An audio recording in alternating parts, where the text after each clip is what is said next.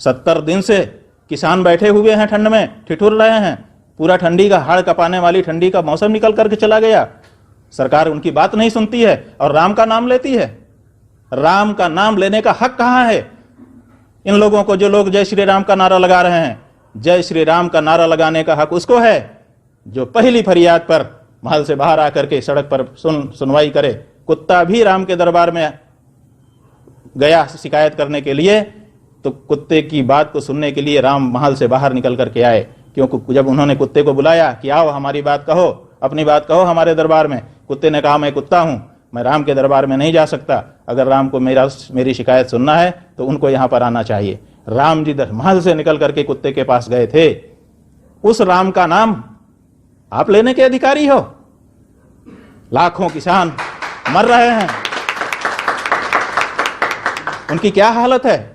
और आपने उनके लिए लोहे की कीलें सड़कों में धंसा करके रखी हुई हैं और आप जय श्री राम का नारा लगा रहे हो। थू है ऐसे मुंह पर जो राम के नाम को राजनीति के लिए इस्तेमाल कर रहा है। चाहे नरेंद्र मोदी हो, चाहे अमित शाह हो, दोनों एक ही कैटेगरी के हैं। दोनों राम के नाम का इस्तेमाल कर रहे हैं। ये राजनीति का विषय नहीं है। राम का नाम, राम का नाम लेने के लिए बहुत पवित्र होना पड़ेगा, बहुत ही संवेदनशील होना पड़ेगा। आज काशी में गंगा पाटी जा रही है। 14 बीघे से ज्यादा गंगा पाट दी गई। किस अधिकार से पाट दी गई? क्या विश्वनाथ कॉरिडोर के नाम पर लोगों के भवनों को खरीदा गया सरकारी पैसे से?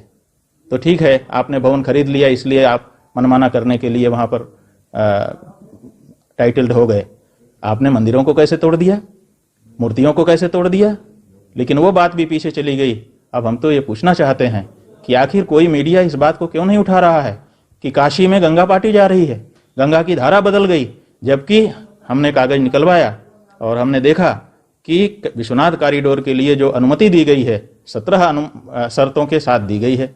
उन 17 शर्तों में पहली शर्त है कि गंगा की धारा को छेड़ा नहीं जाएगा, गंगा की धारा को बाधित किया नहीं जाएगा। ये पहली ही शर्त है और उस पहली शर्त को ही पालन नहीं किया जा रहा है। और काशी विश्वनाथ कॉरिडोर का मलबा इधर निकाला जा रहा है, गंगा में फेंका जा रहा है और उधर से बालू पाइप लगा करके लगातार कई महीनों से, 6 महीने से लगातार 3 पाइप चल रहे हैं और गंगा जी को पाटा जा रहा है।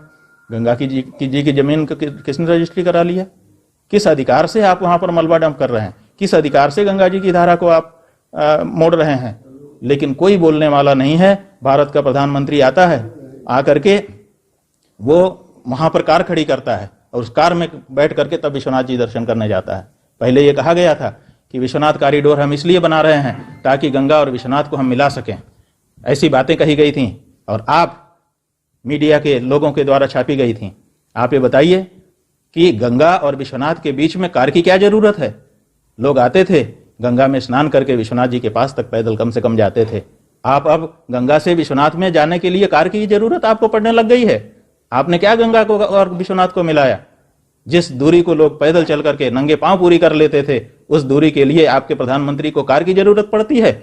आपके इस भगवाधारी तथा कथित मुख्यमंत्री जो अपने आप को सन्यासी कहता है, योगी कहता है, उसको कार की जरूरत पड़ने लग गई है विश्वनाथ जी जाने के लिए गंगा जी के पास से। लेकिन फिर भी इस पर कोई आवाज नहीं उठा रहा है। हमको यही एक बात जानना है देश के न्यायालय से तथा कथित मीडिया से कि आखिर क्यों चुप हो आप, क्यों नहीं बोल रहे हो? 25 करोड़ का जुर्माना आपने गंगा यमुना के किनारे कार्यक्रम करने वाले पर लगा दिया था। इतने बड़े हितैषी आप नदियों के बन गए थे, अब आपकी नदी हितैषीता कहां चली गई है? गंगा को पाट दिया जा रहा है, आप क्यों नहीं बोल पा रहे हैं? ये बड़ा प्रश्न है। लेकिन हमको पता है कि रिकॉर्डिंग तो होगी लेकिन दिखाया नहीं जाएगा। राम का नाम लेने से ममता को भय लग रहा है और दूसरे को खुशी भी तो हो रही है। राम का नाम केवल चुनाव में लेना चाहिए? क्या राम का नाम चुनाव के लिए बना हुआ है? राम का नाम अगर लेना है तो दरवाजे पर जैसे ही पहली फरियाद हो उसको सुनना होगा